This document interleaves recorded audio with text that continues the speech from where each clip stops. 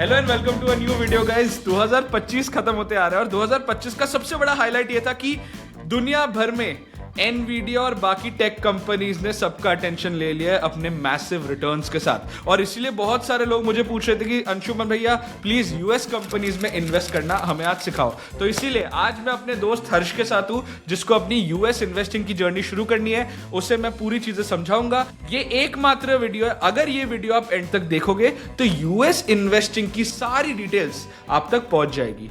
Let's begin. हर्ष कैसा है, क्या हाल? बढ़िया हूँ। पार्टीज चल रही है, सब बढ़िया चल रहा है। नई जॉब लगी है, बहुत मजे चल रहे हैं। और मैंने सुना है नई जॉब के बाद एक नया स्मार्टफोन भी आया है। स्मार्टफोन नहीं, आईफोन 16 प्रो। अरे सॉरी आईफोन 16 प्रो। ठीक है। एंड क्या ये तेरा पहला आईफोन है? हाँ यार, ये मेरा पहला आईफोन है। इससे पहला एंड्रॉइड ही था। एंड तू अकेला नहीं है, मतलब पिछले 2-3 सालों में एप्पल आईफोन के लिए इंडिया एक बहुत बड़ा मार्केट बन चुका है। 2026 में 10 मिलियन से भी ज्यादा आईफोन सिर्फ और सिर्फ इंडिया में बिका है। ऑफ कोर्स अपनी इकोनॉमी ग्रो कर रही है, मिडिल क्लास इज ग्रोइंग, तो लोग खरीदेंगे आईफोन। ट्रू। एंड हर्ष, अभी तक इतने सालों से तू काम कर रहा है, राइट? तेरी इन्वेस्टिंग स्ट्रेटेजी क्या रही है? यार मैं तो अभी तक यूजुअली थोड़ा म्यूचुअल फंड्स और पापा थोड़ा बोलते हैं एफडी में डाल दो, तो थोड़ा एफडी में पैसा रखा हुआ है। यही है मेरा portfolio, mutual funds, equities and FDs. तो हर्ष, करीब 2 हफ्ते पहले तूने मुझे मैसेज किया था कि यार मुझे यूएस मार्केट समझना है। एंड मेरे डीएम्स यूएस इन्वेस्टिंग के बारे में भरे रहते हैं कि भैया बताओ कि हम कैसे एनवीडिया में इन्वेस्ट करें, हम कैसे एप्पल में इन्वेस्ट करें। हाँ यार, मतलब जेरोदा खोला तो उसमें एप्पल का मिल नहीं रहा था, मतलब डालने के लिए। तो आज हम पूरा यूएस इन्वेस्टिंग 101 सीखेंगे। तेरे लिए एक प्रेजेंटेशन भी बनाया, तो प्रेजेंटेशन के साथ साथ हर्ष और आप सभी को मैं यूएस इन्वेस्टिंग के फंडामेंटल्स सिखाऊंगा। Let's begin. हर्ष, सबसे पहली चीज तो यह है कि the reason why Harsh we are doing this is because 20 years back an Indian investor could spend their entire life without even thinking about the US markets, क्योंकि उस टाइम पे हमारा पैसा, टाइम और अटेंशन, तीनों के तीनों चीजें डोमेस्टिक कंपनीज और अपने ज्योग्राफी के अराउंड ही हुआ करता था। Right? लेकिन आज के दिन दुनिया बहुत बदल गई है। 24 घंटे में से on an average 5 to 6 hours people are spending in front of their smartphones, which means कि हम अब ग्लोबली अपना अटेंशन और टाइम दे रहे हैं। तो आज के दिन यूएस मार्केट्स में इन्वेस्ट करना बहुत ज्यादा इंपॉर्टेंट है, क्योंकि पिछले 10 सालों में 3 मेजर टेक्नोलॉजिकल इनोवेशन हुए जिसने हम सभी को इंपैक्ट किया है। सबसे पहला है स्मार्टफोन, दूसरा है तेरा सोशल मीडिया एंड तीसरा है एआई, आर्टिफिशियल इंटेलिजेंस। इन तीनों वेव्स के जो लीडर्स है वो है यूएस ऑफ ए। और किसी कंट्री से इतना इनोवेशन नहीं आया जितना इधर से आया है। करेक्ट। तो एक काम करते हैं, सबसे पहले हम यूएस मार्केट के बेसिक्स समझ लेते हैं। जैसे इंडिया में नेशनल स्टॉक एक्सचेंज और बॉम्बे स्टॉक एक्सचेंज है, वैसे यूएस के स्टॉक मार्केट में 2 मेजर एक्सचेंजेस है। एक है न्यूयॉर्क स्टॉक एक्सचेंज, है ना, वो जो बड़ा सा बुल देखा है न्यूयॉर्क में, बहुत सारे मूवीज में दिखता है, वुल्फ ऑफ वॉल स्ट्रीट वाला ना। हाँ जी, तो वो न्यूयॉर्क स्टॉक एक्सचेंज है, right? And this is the old money exchange, this is the world's largest stock exchange by market cap. और यहाँ पे तेरी सारी एस्टैब्लिश्ड बड़ी बड़ी कंपनीज आएगी, जैसे वीजा हो गया, बर्कशायर हैथवे हो गया, जॉनसन एंड जॉनसन हो गया, उसके बाद तेरा जेपी मॉर्गन हो गया। जितनी भी पुरानी कंपनीज है जिसका होल्ड सिर्फ अपने कंट्री में नहीं बल्कि पूरी दुनिया में है, तो ये सारी कंपनीज जो मेजर कंपनीज है वो है तेरी न्यूयॉर्क स्टॉक एक्सचेंज में। जो दूसरा है वो है Nasdaq. It is the tech hub. This is the second largest exchange by market cap and this is where all your tech companies of US are listed. तो तू मुझे बता रहा है कि नंबर 1 और नंबर 2 दोनों स्टॉक एक्सचेंजेस दोनों यूएस के ही है? Yes, bye market cap. एक और चीज मैं बताऊंगा, 50+% of the global market cap is owned by US companies. तो जो US का मार्केट कैप है that makes up for more than half of the global market cap. यार फिर तो ऐसी इकोनॉमी में हम लोग इन्वेस्ट अगर नहीं कर रहे हैं डायरेक्टली तो हम तो मिस आउट कर रहे हैं। ट्रू। एंड उसके मैं रीजंस भी बताऊंगा कि कैसे हम मिस आउट कर रहे हैं। सिर्फ ये एक स्टोरी नहीं है, ये एक नरेटिव नहीं है, this is data backed. And आज के दिन it is so damn easy कि not investing, not spending that additional 1 hour every year can prove very very costly for all of us. But तू मुझे ये बता कि कुछ रेगुलेशंस नहीं है कि हम बाहर इन्वेस्ट नहीं कर सकते, फॉरेन कंपनीज में इन्वेस्ट नहीं कर सकते, ऐसा कुछ रेगुलेशंस नहीं है?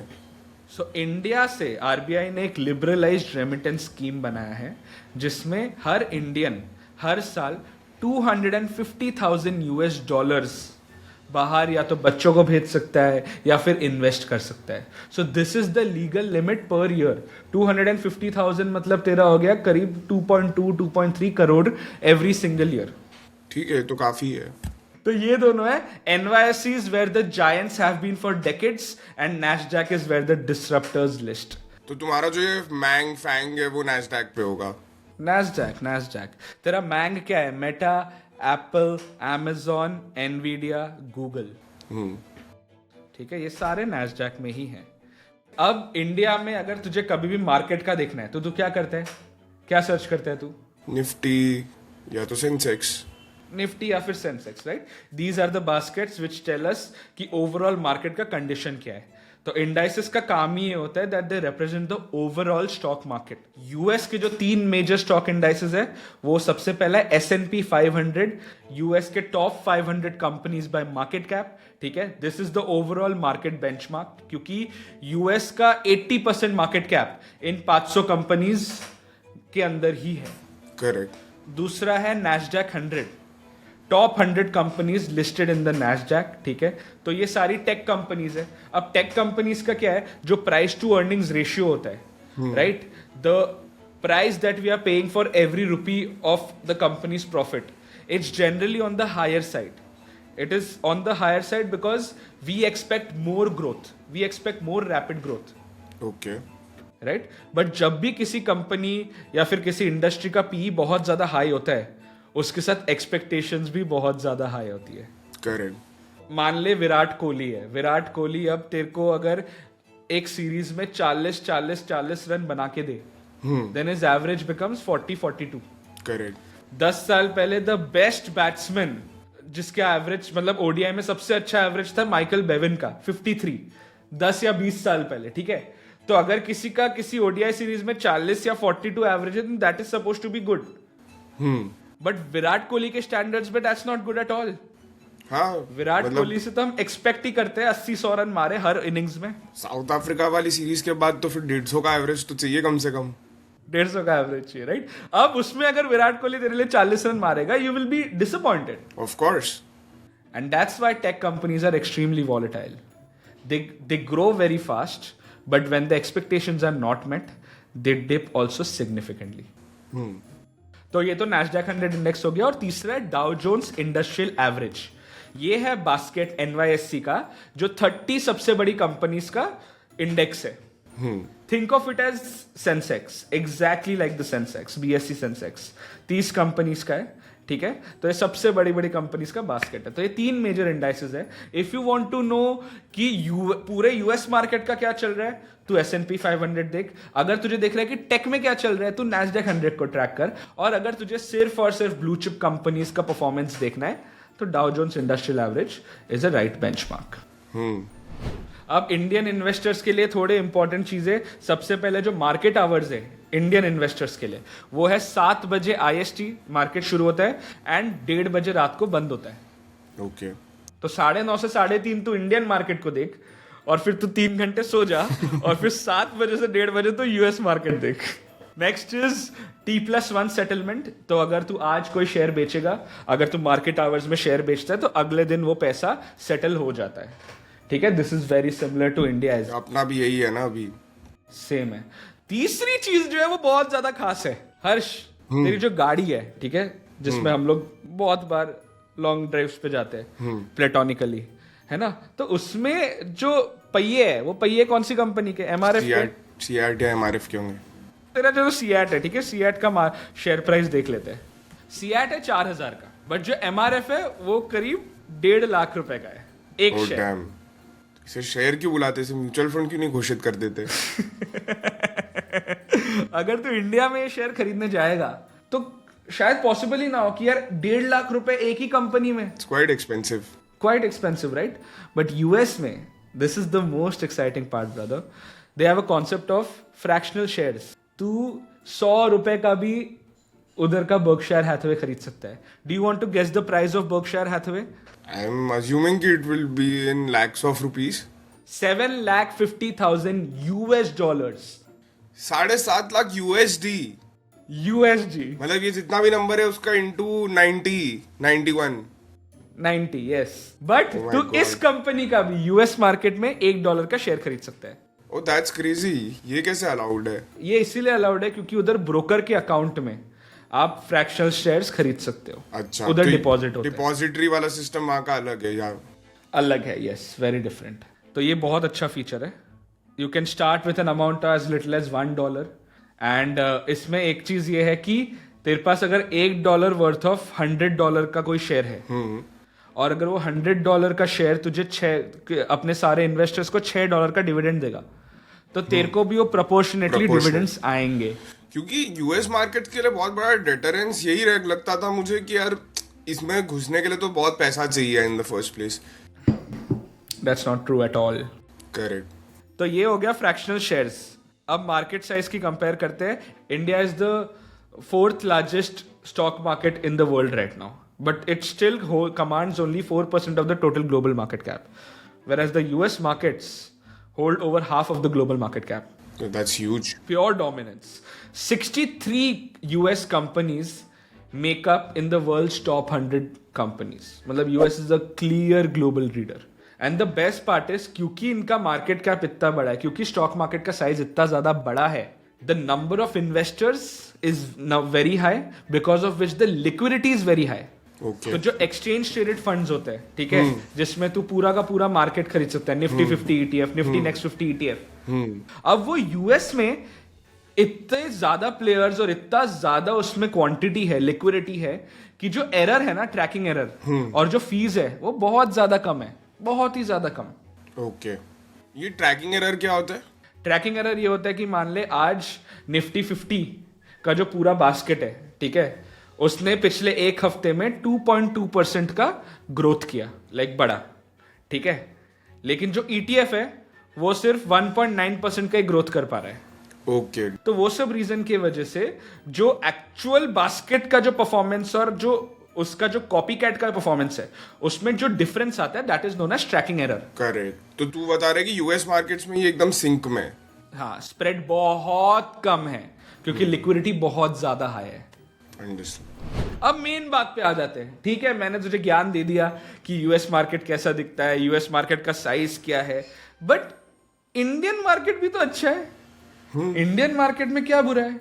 मतलब सब कुछ चंगा सी आप इधर बैठे बैठे अच्छे फ्लेक्सी कैप फंड्स, अच्छे म्यूचुअल फंड्स पकड़ लो, तुम्हें 12-13% के रिटर्न तो मिल ही जाएंगे. तो यूएस मार्केट्स को एक्सप्लोर करने का क्या कोई रीजन है भी? डाइवर्सिफाई करने का, या मान लो कोई कंपनी तुम्हें अट्रैक्टिव लगती है, या कुछ कंपनीज के बारे में हम ऑफ लेटली पढ़ रहे हैं जो इंसेन रिटर्न्स दे रही है, जैसे एनवीडिया के बारे में हमने पिछले 2-3 साल में देखा है, तो वो सब अपॉर्चुनिटीज के लिए. ट्रू. तो सबसे पहले चीज तो जो तूने बोली, it is similar to that. On what you use daily. तेरा लैपटॉप फोन अमेरिकन, तेरा ब्राउजर का जो पूरा इंटरेक्शन वो है अमेरिकन, तेरा शॉपिंग भी अब Amazon, Instagram, व्हाट्सएप बिजनेस के थ्रू हो रहा है, राइट? तो स्ट्रीमिंग भी नेटफ्लिक्स कर रहा है, तेरा OS भी या तो मैक OS है या फिर विंडोज है. तो सारा का सारा टाइम तो तेरा आज के दिन अमेरिकन कंपनीज के साथ ही जा रहा है. करेक्ट. तो पहला तो ये रीजन हो गया. ऑफ कोर्स ये जो कंपनीज है ये ग्लोबली मार्केट शेयर ओन करती है, एक्वायर करती है अपने डोमेन में, तो इसमें करना चाहिए. दूसरा रीजन बहुत सिंपल है. 2008 में मेरे एक रिलेटिव थे, वो यूएस गए थे, और जब उनका यूएस का ट्रिप खत्म हुआ तो उसके बाद उनके पास $100 की एक नोट थी. वो भूल गए थे उस $100 के नोट के बारे में. फिर 17 साल बाद 2025 में उनको रियलाइज हुआ कि यार ये तो $100 का नोट है, चलो अब इसका तो कुछ काम नहीं है, हमें तो कोई ट्रिप नहीं लेनी अभी एनी टाइम सून, इसको एनकैश करके आते हैं. जब वो एनकैश करने गए उनको $100 के 9,000 रुपए मिले. And he was surprised, he was shocked कि यार ये घर बैठे बैठे ये जो डॉलर था जो मैंने 40-45 में खरीदा था, वो घर बैठे बैठे 4,500 से 900 का हो गया. डबल हो गया. यस. और वो हुआ है क्योंकि अगर तुम आज के दिन देखो 2003 में 45 का था कुछ करे बिना, आज it is 100% up in 20 years. And this is not an investment. This is just the value of your currency, your local currency. Over time, for multiple reasons, the rupee has been constantly going down. और इसका Brunt हम लोग face करते हैं जब भी हमें dollars में कुछ भी खरीदना होता है। तो एक ये चीज है कि हर साल रुपी इस तरह डेप्रिशिएट हो रहा है। तेरे जो भी यूएस में इन्वेस्टिंग होगी वो कैसे होगा? तू डॉलर खरीदेगा और फिर उस डॉलर से तेरे शेयर खरीदे जाएंगे। So one way you are basically hedging against this trend of rupee depreciation, कि there is one part of my portfolio which is actually benefiting from this segment. Currency depreciation for us. Depreciation, yes. So the best part about Indians investing in US markets is that, bro, Indian investors make more returns than an average US investor. क्योंकि उन्हें सिर्फ stock appreciation का return मिल रहा है, capital appreciation का। हमें रुपी depreciation भी मिल रहा है। So 3-4% एक्स्ट्रा गिन ले। एंड इसके वजह से the market performance is very, very impressive. ये देख, इंडिया के top 3 highest performing mutual funds in the last 10 years are Quant ELSS Tax Saver Fund, Nippon India Small Cap Fund and Invesco India Mid Cap Fund. Highest का return है 21.60%. अब इसे हम compare करते हैं प्लेन वनीला नैस्डैक 100 ETF के साथ। QQQ बोल के उनका सबसे बड़ा नैस्डैक 100 का इंडेक्स है, ठीक है, इंडेक्स फंड है। उसका 10 साल का CAGR, लास्ट 10 साल का CAGR है 18.87%। ओके, हर साल 18% ऑन एन एवरेज से बड़ा है। उसी के साथ साथ हमारा जो रुपी था वो भी 3.03% से गिरा है। So for an Indian investor the 10-year CAGR of this NASDAQ 100 index fund was 21.90%, which is higher than any Indian mutual funds performance in the last 10 years. I am personally very shocked seeing these numbers, क्योंकि ये जो तू बता रहा है वो तो एक बात साइड में है, बट अगर तू देखे, तू कंपेयर कर रहा है नैस्डैक का ETF, ठीक है, which is one of the most safest indices in the world. I wouldn't say safest because it's a tech heavy basket, so it is extremely volatile. But again, agreed. तू एक Amazon पे बेट कर रहा है। But तू दूसरी side देख, तूने जो टॉप 3 म्यूचुअल फंड्स बोले हैं, उसमें एक स्मॉल कैप फंड है, एक मिड कैप फंड है। तू ब्लू चिप्स में नहीं डाल रहा है उसमें, राइट? तो वो सेफ भी है और वो रिटर्न भी ज्यादा दे रहा है। This is a very surprising fact. और वो भी 21.9% रिटर्न दे रही है रुपी डेप्रिसिएशन को इनकॉर्पोरेट करके, तो ये तो बहुत बड़ी बात है अपने आप में। These numbers don't lie, and you don't have to do anything extraordinary. You have to literally start investing like a small amount in an index every month. How much time will it take for you to, do this once your accounts are all set up? Please let us know how to set up those accounts. Of course, भाई। अब बात करते हैं tax implications की, कि कैसे होगा, ठीक है? जो भी यूएस स्टॉक्स तेरे को डिविडेंड देगा, यूएस स्टॉक्स या यूएस ETFs तेरे को डिविडेंड देगा, उस डिविडेंड का 25% यूएस विल विदहोल्ड। अगर $100 का डिविडेंड आ रहा है, $25 यूएस रख देगा, उधर का TDS टाइप। हाँ, but the good part is India and US have a double taxation avoidance agreement. मतलब तू एक ही इनकम के लिए 2 जगह टैक्स नहीं देगा।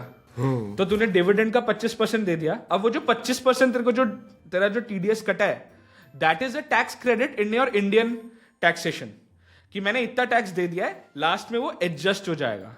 This is crazy. और जो डिविडेंड का जो ट्रीटमेंट है इंडिया में, वो एकदम ही सिमिलर है इंडियन डिविडेंड्स की तरह। जो भी तू डिविडेंड कमाता है, ठीक है, जैसे इसमें $150 डिविडेंड है, यू रिसीव 112.50, वो 112.50 is added to your income. और फिर जो भी तेरा टैक्स स्लैब है उसके हिसाब से you will B charge accordingly. Understand. जो दूसरी चीज है वो है capital gains, bro.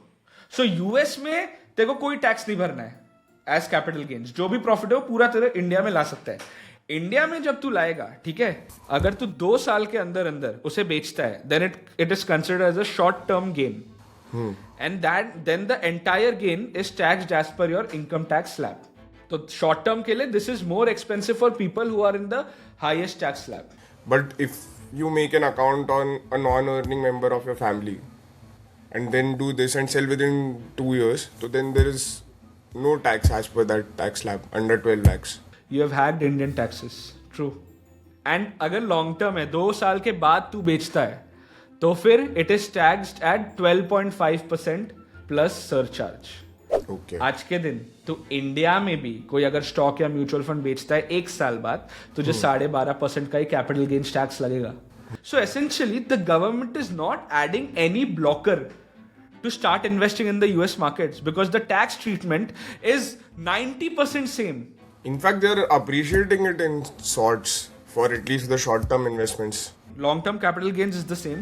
Dividend treatment is the same.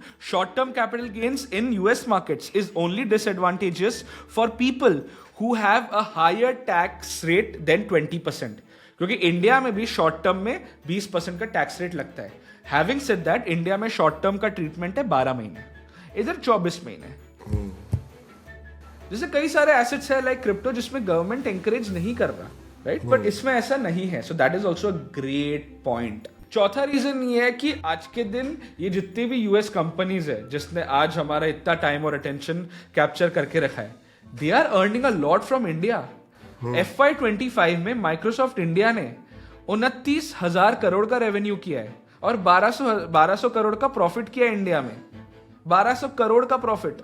इतना ज्यादा उनने सिर्फ इंडिया से कमाया है. हाँ भाई, और गूगल, एप्पल, Amazon ये सब इंडियन कंज्यूमर्स से बहुत ज्यादा कमा रहे हैं. तो हर बार आईफोन खरीदता है, एप्पल को पैसा जाता है. यूट्यूब प्रीमियम लेता है, गूगल को पैसा जाता है. Amazon से शॉपिंग करता है, Amazon को जाता है. तो अब सवाल ये है कि जब ये कंपनीज तेरे पैसों से इतना कमा रहे हैं, तू भी उनकी ग्रोथ में शेयर क्यों नहीं ले रहा, क्यों पार्टिसिपेट नहीं कर रहा? नहीं, ऑफ कोर्स यार, ये तो बहुत सही पर्सपेक्टिव. अब तक मैं बस कंज्यूमर था, बट अब इन्वेस्टर भी बनना चाहूंगा भाई. यार पर तू समझ कि मेरी जो सैलरी है, मेरी जो सारी इनकम है, वो तो रुपए में आ रही है, बैंक अकाउंट में आ रही है.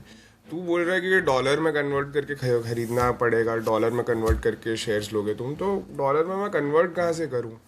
तो मैंने जो तुझे RBI का लिबरलाइज्ड रेमिटेंस स्कीम बताया था, वो 2 करोड़ 2.2 करोड़ की जो लिमिट है, तो हर साल तू अपनी रुपीस को डॉलर में 2 करोड़ तक कन्वर्ट कर सकता है लीगली. हाँ, बट वो करने के लिए प्रोसेस क्या है, लाइक मतलब कैसे कर सकते हो? तो IND मनी एक अच्छा प्लेटफॉर्म है. तो मैं अपने रुपए उसमें जमा करवाऊँ and then I will get dollars from that, और वो कन्वर्ट हो जाएगा. एंड ठीक है. Any sort of fees they charge over the exchange rate? There is a very small charge.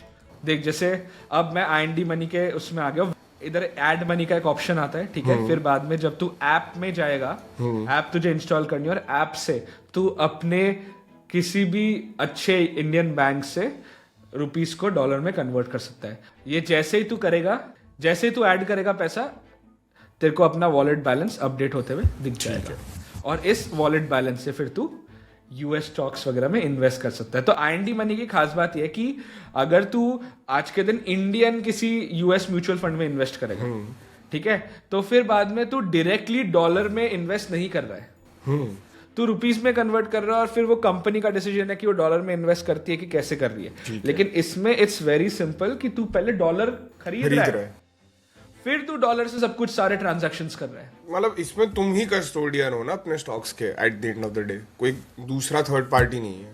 Yes, true. पर वैसे ही mutual funds across the world are very very regulated and very very secure. So that's not a concern in general. नहीं, मैं इसलिए पूछ रहा था कि वजीर एक्स जैसा सीन ना पड़ जाए कहीं. ये क्वेश्चन बहुत ज़्यादा इंपॉर्टेंट है, एंड आई थिंक ये जो सिक्योरिटी वाला कंसर्न है उसे एड्रेस करना बहुत ज़रूरी है. ये जो पूरा US मार्केट्स है ना, वो 2 मेजर एंटिटीज से रेगुलेट हो रहा है. एक तो है securities and exchange commission, SEC. ये है US का SEBI, वॉच डॉग.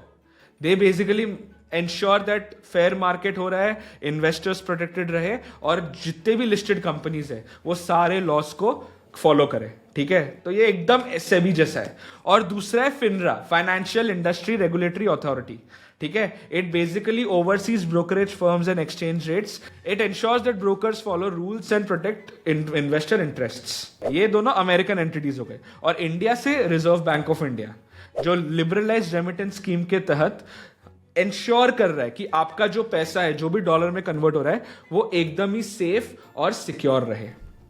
तो इंड मनी ये सब के लिए कंप्लायंट है? Yes, of course. वरना आज के दिन इंडिया में ब्रो कोई भी बहुत आसानी से ऐसे धंधा नहीं कर सकता है. WazirX disagrees, but okay. Crypto again does not come under the regulatory purview of any Indian financial body.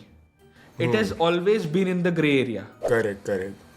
Right? तो that's why things happened, unfortunate incidents happened, but इधर ऐसा नहीं है, इधर SEC भी है, RBI भी है.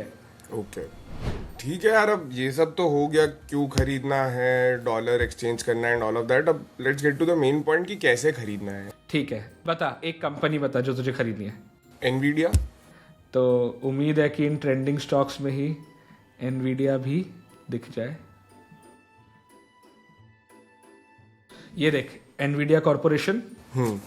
IND money is an all in one app. इसमें तू इंडियन स्टॉक्स में इन्वेस्ट कर सकता है, इंडियन म्यूचुअल फंड्स में इन्वेस्ट कर सकता है, F&O में भी ट्रेडिंग कर सकता है और US स्टॉक्स में भी ट्रेड कर सकता है. तो जैसे ही एनवीडिया लिखेगा अब तेरे को IND स्टॉक्स का रिजल्ट, इंडियन स्टॉक्स का रिजल्ट, F&O का रिजल्ट, US स्टॉक्स का रिजल्ट, म्यूचुअल फंड सबके हो जाएगा. ठीक है, अब तूने एनवीडिया कॉर्पोरेशन सर्च किया. एनवीडिया कॉर्पोरेशन का अभी रेट चल रहा है $189. ठीक है, अब तुझे पूरे के पूरे $189 खरीदने की जरूरत नहीं है. तू $1 का भी खरीद सकता है, जैसे $1.01 का भी खरीद सकता है. जैसे ये खरीदेगा तू, तेरा बाय ऑर्डर आ जाएगा. तो ये तूने बाय ऑर्डर दबा दिया. ठीक है. जैसे तू बाय ऑर्डर दबाएगा, तूने एट दिस पॉइंट $1 का अब तेरे पास एनवीडिया का स्टॉक है. हाँ, अब जैसे अभी 24 दिसंबर है, 8 बजे मार्केट शुरू होगा. ठीक है, तो 8 बजे ये ऑर्डर प्लेस हो जाएगा. ओके. IND मनी में ओपनिंग चार्ज, डिपॉजिट चार्ज और विड्रॉल चार्ज तीनों 0 है और ब्रोकरेज भी मिनिमल है. मतलब इसमें कोई भी हिडन चार्जेस नहीं है. दूसरा, $1 का भी तू खरीद सकता है. एंड तीसरी खास बात यह है कि it is a one app for everything. मेरा Indian portfolio, US portfolio, mutual funds, FDs सब एक ही जगह में दिख जाता है. तो अगर तूने अलग अलग जगह में भी इन्वेस्ट किया हो, तेरा ओवरऑल नेटवर्थ IND मनी में दिख जाएगा. तो net worth tracking becomes very very easy. That's interesting है, दैट्स वेरी इंटरेस्टिंग. भाई देख, अब तूने तो इसमें पैसे डाल दिए एकदम तुरंत तूने एनवीडिया का स्टॉक ले लिया, बट तेरा तो अकाउंट ऑलरेडी बना हुआ है, तूने उसमें पैसे भी डाल रखे हैं, तो तेरा तो ऑफ कोर्स हो ही जाएगा. बट मुझे तो स्क्रैच से काम करना है, तो मैं बता कि कैसे बताऊं, क्योंकि आई एम श्योर कि इतने 3 रेगुलेटर्स इन्वॉल्व है, तो बहुत लंबा KYC प्रोसेस भी होगा ही ना. तेरा 5 से 10 मिनट में KYC हो जाएगा. तुझे डिस्क्रिप्शन में दिए गए लिंक से ऐप डाउनलोड करना है. ठीक है, मैं तुझे व्हाट्सएप पे भी ऐप का लिंक भेज दूंगा. वो ऐप ओपन करने के बाद तुझे US स्टॉक सेक्शन में जाना है और US स्टॉक्स ओपन करना है, जो कि एकदम फ्री है. KYC कंप्लीट करना होता है, आधार, पैन, बेसिक डिटेल्स, जो तुझे लग रहा था बहुत लंबा प्रोसेस है, 5-10 मिनट में हो जाता है. कोई ब्रांच जाने की जरूरत नहीं है एंड ये सेफ भी है. अब तू बोल रहा है कि मैं सेफली, सिक्योरली अगले 1-1.5 घंटे में US स्टॉक्स खरीद सकता हूँ. 100%. और ये सेफ है क्योंकि account is IFSCA regulated through gift city, जो इंडिया का इंटरनेशनल फाइनेंशियल हब है. This is completely safe and legal. इसमें पूरा वो बैंक अकाउंट वगैरह सब डाल के पूरी डिटेल डालनी पड़ेगी कि UPI से भी हो जाएगा ये काम? UPI से भी हो जाएगा, बहुत फास्ट प्रोसेस है. मल्टीपल बैंक से पार्टनरशिप है इनकी, सीमलेस कन्वर्जन. ये तो यार बहुत सीमलेस प्रोसेस हो गया है. और एक बोनस फीचर भी बताता हूँ कि तू जब स्टार्ट करेगा इन्वेस्टिंग, ठीक है, now you have a full time job, you are not a full time investor. ठीक है, तो तुझे पूरे टाइम US मार्केट्स को ट्रैक करने का टाइम नहीं मिलेगा. तो जैसे तू म्यूचुअल फंड्स में SIP कर रहा है, वैसे ही तू US स्टॉक्स में भी SIP लगा सकता है, वो भी ₹500 से. तो तूने मुझे वो जो अभी S&P 500 का वो दिखाया था ETF, जो 21.9% रिटर्न दिया है, Nasdaq 100 का, Nasdaq का, राइट, QQQ, तो मैं उसमें ऐसे डाल सकता हूँ सीधे, SIP लगा सकता हूँ उसमें.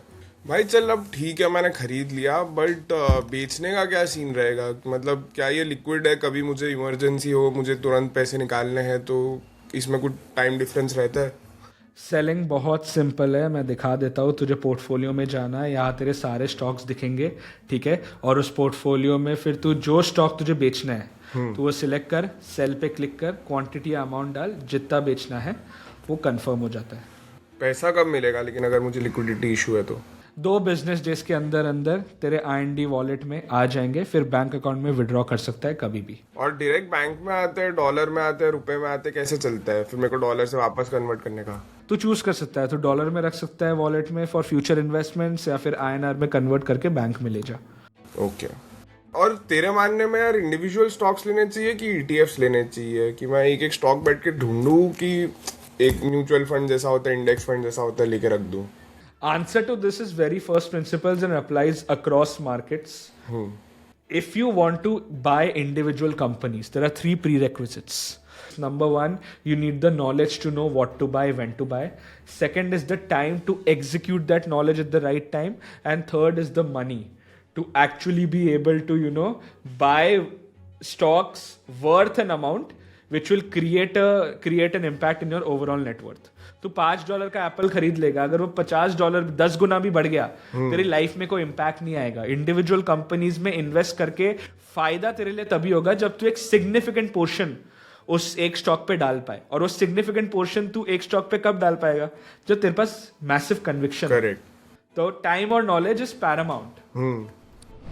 हर्ष, thank you so much. I hope इस वीडियो के बाद तुझे यूएस कंपनीज के बारे में जो भी डाउट्स थे वो तेरे क्लियर हो गए हो. थैंक यू यार, थैंक यू. तूने मुझे काफ़ी इसमें बताया कि कैसे इसमें how to go about investing in US stocks and I did not know it was such an easy process. It is. आज के दिन no tech is out of reach for India. On that optimistic note, अभी के अभी अगर आपको इस video में कुछ भी अच्छा लगा, please do hit the like button. Your love and support keeps us motivated. And if you are new to the channel, consider subscribing. 2026 में ऐसे कई सारे मास्टर क्लासेस आप तक हम लाने वाले हैं. Goodbye and see you guys next time.